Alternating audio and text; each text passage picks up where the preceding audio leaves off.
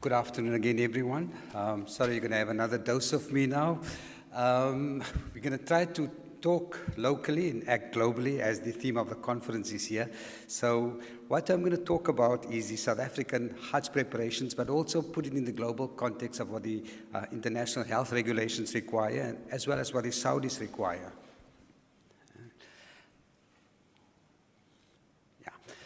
And I've got this concept that advances in modern travel medicine enables those who should not be traveling and who are not obligated to undertake the journey of Hajj to actually perform the Hajj. And even though we know that the sick are exempted from performing the Hajj as a mercy from their Creator, it does not mean that they are prohibited from actually performing this particular journey. And often for them, it's the ultimate and only journey they still want to perform before they finally depart this earth. Certain countries, such as Nigeria, for example, does not allow pregnant ladies to perform Hajj. That doesn't follow any religious doctrines, but that is just how certain countries perform. So my talk is going to be how to optimize the person who actually wants to perform Hajj. So from a South African point of view, we are all often asked who can go, and we've developed these criteria that anyone who can comfortably fly in a plane for 8 to 10 hours, whether they're wheelchair bound, whether they're blind, deaf, or disabled, they can go for Hajj, provided firstly that they have their own assistance and they are not a burden onto anyone else. The medical facilities is as good in Saudi Arabia, if not better than those encountered in South Africa. So often a pilgrim is better off in Saudi Arabia than in South Africa itself. And even though people might be handicapped for whatever reason, most will perform the Hajj without any major problems. And we advise the pilgrim that we want them to make the most of their journey. And I like to put things in perspective. You know, if you look at the number of people on earth, we know it's about 7 billion people, of whom 1.6 billion happen to be Muslims. So if only 4 million people are allowed to perform Hajj on a yearly basis, and no one dies and no one gets born for the next 375 years, it'll take 375 years for each and every Muslim currently living to perform Hajj. So we emphasize to the pilgrims that they are indeed privileged that they are undertaking this journey, which is an obligation for them. So what we advise the South African pilgrims, the vast majority of our pilgrims will only travel once in their lives, and they will and about 60% of them, it will be the only time they will actually board an aircraft. So currently they travel during South African winter, so we go from temperatures of 12 degrees to 40 to 45 degrees. And most South Africans are encouraged to go for as long as possible so that they can acclimatize. And the 90% of South Africans go for 5 to 6 weeks prior to Hajj already. And they depart immediately after Hajj, which is different to how the British system works. This, as I mentioned, helps with acclimatization. South Africans also attend, and mostly Cape Townians, they attend Hajj indoctrination classes of at least 4 months. And in Cape Town, the biggest one is the mosque that I attend, which is Masjid al-Quds, which already started the Hajj preparations for 2019. And it's held on every Wednesday, and I was there last Wednesday. 700 people were attending that particular class. And we have extremes. Nadeem Kaincross and Imtiaz Harun in 2012, but these are the exceptions. They cycled from Cape Town for Hajj. Took them 10 months, but these are the exceptional things. We don't normally deal with people like them. So the South Africans who go are normally between 30 to 70 years of age. And the potential problems we see are obviously accidents, heat-related injuries, stampedes, and infectious diseases. Now, when it comes to Hajj arrivals, we always look at the Lancet, which show that in 2006, pilgrims arrived from 174 different countries to Saudi Arabia.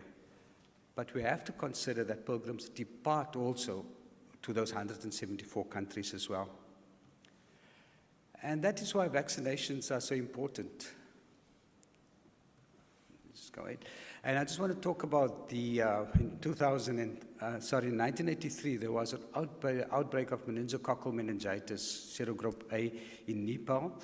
This spread overland to Pakistan by 1985. By 1987, it was in Mecca during the Hajj period itself. The following year, returning pilgrims took it back to sub-Saharan Africa, causing an epidemic there. And by 1989, the following year, it has spread to Addis Ababa as well as Nairobi. And then we had another outbreak. This was in a different strain in 2000 and 2001. And this was due to a strain called W135, also Neisseria meningitidis, also causing major problems with epidemics in Saudi Arabia in 2000 and 2001. However, returning pilgrims spread it to 14 different countries on the return after the Hajj, to countries in the west, such as United States, to the east, such as Indonesia.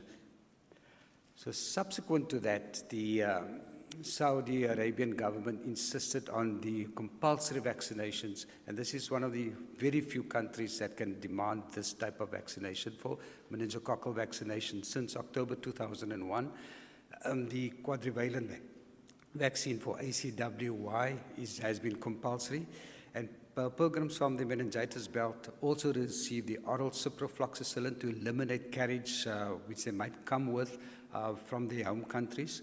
And the meningococcal belt is literally from Senegal in the west to Ethiopia in the east. And some previously pilgrims who used to go back to their home countries were advised to take ciprofloxacillin to eliminate it. But because of the nature of the vaccine nowadays, this advice is not that strongly encouraged. Yellow fever is mandated by the international health regulations, and Saudi Arabia also is one of the countries that insist on yellow fever requirements. Now, South Africa is in a unique situation in that we're part of Africa, and as far as Saudi Arabia is concerned, we're part of Africa other than Arab nations, which means anything south of the Sahara, which includes Nigeria, which is a yellow fever area, which includes Ethiopia, which is a yellow fever area. So we have to show proof of yellow fever vaccination, even though we have no evidence of yellow fever ever having been present in South Africa. However, there is some method in the madness here, because South Africans often use airlines that fly via countries with yellow fever in them. For example, Ethiopian Airlines is commonly used by South African pilgrims. So we can understand the need for South Africans to have yellow fever vaccine. My favorite character happens to be the influenza vaccine, because it is one of those ones that can frequently change its coats, as you can see on this slide here. And we all know what happened in 2009 when we had the pandemic H1N1 influenza. Just roll it. When in April there was an outbreak in Mexico, within 3 months, just let the slides go. Within 3 months, it has spread worldwide. And this clearly followed the path of aircraft departing Mexico City. You can just click it for about 5 clicks, 6 clicks. As you can see on there, this clearly followed the path that aircrafts left Mexico City, and within 3-4 months, the pandemic has spread worldwide. Yeah, that's fine. You can leave it there now. Just go one back, please. Sorry. And South Africa showed that. We did a study in 2010, for example, which showed that people who were vaccinated with the influenza vaccine had half the number of cases of influenza-like illness during that particular Hajj compared to those who were not vaccinated. This is a worldwide trend. It was shown for the Arba'in as well, that most of the cases that we see are respiratory and upper respiratory tract infection cases. The vast majority for all countries happens to be this upper respiratory tract infections. But we mustn't forget what I term to be the unholy alliance or unholy scenario between pneumococcus and influenza. And it's a fascinating concept. Let's do the first one. The mucosal lining of the respiratory epithelium is invaded by the influenza virus. There's upgrading of the receptors that attracts pneumococcus, and then you have subsequent invasion by pneumococcal, just go one back. You get invasion by the pneumococcal bacteria. So these two act in effect in cahoots. So we often, especially the older pilgrims, and I've already shown that vast number of our pilgrims are older pilgrims, we advise them to take the pneumococcal vaccine in addition to the influenza vaccine. Now, this is a busy slide, but what it shows is that the commonest cause of consultations that we see at our clinics happens to be respiratory tract. But the second commonest cause of female consultations happens to be menstruation issues. Now, we often have this issue with ladies in that the clergy can tell them that you do not have to be free of menses for most of your rites of Hajj. As doctors, we tell them you're going to mess around with it and you're going to have problems if you try to manipulate your periods. But you can understand a lady who's going for once in her life. She wants to spend as much time in the mosque as possible. But if she has menses, she's not allowed to do those type of activities. So we tend to be very sympathetic towards their plight, for lack of a better word. Now, when it comes to menstruation issues, it's difficult to manipulate, especially after the age of 35, and it's a common female problem, as I've already mentioned, the second commonest presentation we see. Now, even only one rite requires the absolute absence of menstruation, and that is the final the circumambulation of the Hajj. Most ladies want to be what we call clean on Arafah. I hate using that word, but that is the word that the ladies themselves use. So we try to actually start manipulating the menses 2 to 3 months beforehand already. Unfortunately, 90% of them present a day or two before they depart, so it makes life quite difficult for us. We did a survey a few years ago, which showed that ladies who tried to manipulate it but had more problems with their menstruation than ladies who did not try to manipulate it. But again, the reason for that was most likely that they tried to do it too late. And there's also the different sex issues. For example, for Shafis, it's not a major problem if there's a menstrual issue whilst they want to do that one rite for which menstruation is required to be absent. However, the Hanafis, for example, have quite strict impositions put onto them.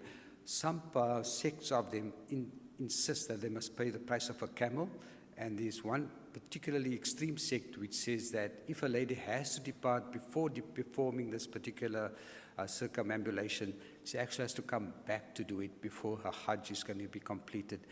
And these are we actually had to get religious edicts given out by our religious bodies to give some substance to what we advise our pilgrims. Now, when it comes to the facilities we have in Saudi Arabia, now, the next slide. We have the clinics. Each country's got to have a medical clinic, which is run as which is staffed by doctors and nursing sisters. It's run with fixed hours, but no emergency will ever be turned away. And I want to emphasize that Hajj is a physical journey. There's lots of physical movement, lots of walking. Transport at times is difficult, sometimes impossible. And we advise our pilgrims to start exercising now already, those who have made their minds up to go. And the minimum they should be able to do is to comfortably walk for about 30 minutes. And we emphasize to them that there's no rush for any particular ritual, and the only absolute need is to be on Arafah, on the day of the Hajj itself. Every other rite can either be postponed, can be paid a penalty for, or someone can actually deputize it for you. And we ask people to sit for as long periods as they can possibly as well. And if you look at the current context when it comes to walking, 45% of the pilgrims walk through the Hajj rituals, and they walk an average distance of about 24 kilometers over 5 days. 2/3 of the pilgrims drink less than 2 liters a day of water, and this is in temperatures of 40-odd degrees. And over a third of pilgrims currently are over the age of 60 years, and 2/3 of elderly pilgrims have coexisting health conditions. And currently, as I've mentioned already, the temperatures are quite high. South African, I'm giving South African figures, but the same applies to India, to Indonesia, and so forth. Out of every pilgrim that goes for Hajj, they go see the medical clinic 2 to 3 times during the Hajj period. Whether it's for real medical reasons or not, we don't want to comment about, but those are the statistics. So we did a study this past Hajj where we had the study preamble of that inactivity is directly linked to adverse health conditions.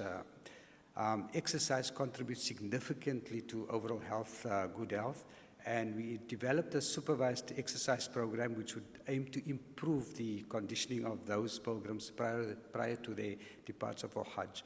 And our prediction was that this intervention would improve their physical and mental state and hence reduce their chances of illnesses, injuries, and psychological problems.